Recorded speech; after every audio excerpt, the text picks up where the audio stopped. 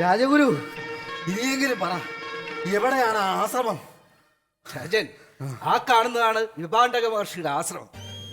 അദ്ദേഹത്തിന്റെ പുത്രനാണ് ബാഹുബലി. അല്ല, ഋഷിശൃംഗൻ.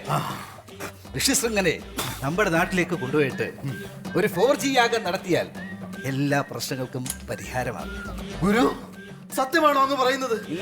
നമുക്കിത് വിശ്വസിക്കാനാവുന്നില്ല. അങ്ങേക്കറിയാമല്ലോ, ഒരിറ്റ് നെറ്റിന് വേണ്ടി നമ്മുടെ രാജ്യം കേടുകയാണ്. നെറ്റ് കവറേജ് ഇല്ലാതെ നമ്മുടെ പ്രജകളാകെ പ്രതിസന്ധിയിലാണ്. ഒരു കാര്യം ഞാൻ പറഞ്ഞേക്കാം, നമുക്ക് ഈ മുനികുമാരനോട് കൊണ്ടുപോയാൽ മാത്രമേ നമ്മുടെ രാജ്യത്തുള്ള കാര്യങ്ങളൊക്കെ തീരുമാനമാവുള്ളൂ. ഈ മുനികുമാരനെ നമ്മൾ കൊണ്ടുപോകണം. എങ്ങനെയാണ് കൊണ്ടുപോകേണ്ടത്? അത് പറ. കൊണ്ടുപോകണമെങ്കിൽ ഒറ്റ മാർഗമേ ഉള്ളൂ. സുന്ദരിയായ ഒരു കന്യകയെ കൊണ്ട് കുമാരനെ വശീകരിക്കണം. ഈ കുമാരനെ വശീകരിക്കാൻ കഴിവുള്ള ഏത് കന്യകയാണ് നമ്മുടെ രാജ്യത്തുള്ളത്? പറയൂ പറയൂ, ഏത് കന്യകയാണത്? ഉണ്ട്, വൈശാലി.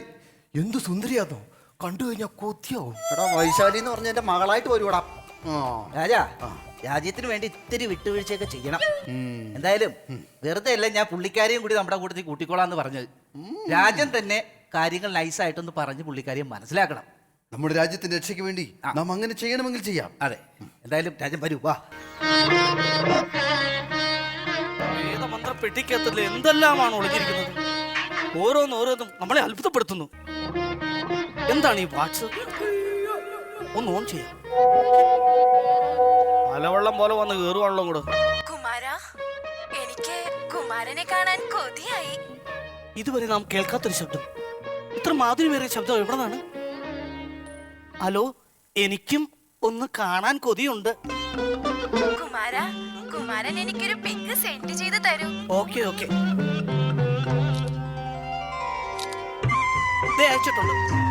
വൗ, നൈസ് പിക്ക്.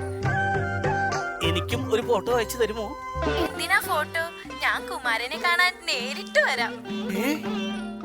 നേരിട്ട് വരുന്നു, ഏറെ സന്തോഷം കേട്ടോ. മാനെ, മയിലേ, ഒട്ടകമേ, തത്തേ, മയിലേ, എന്നെ കാണാൻ നേരിട്ട് വരുന്നു. അയ്യോ, എവിടെ കാണുന്നില്ലല്ലോ.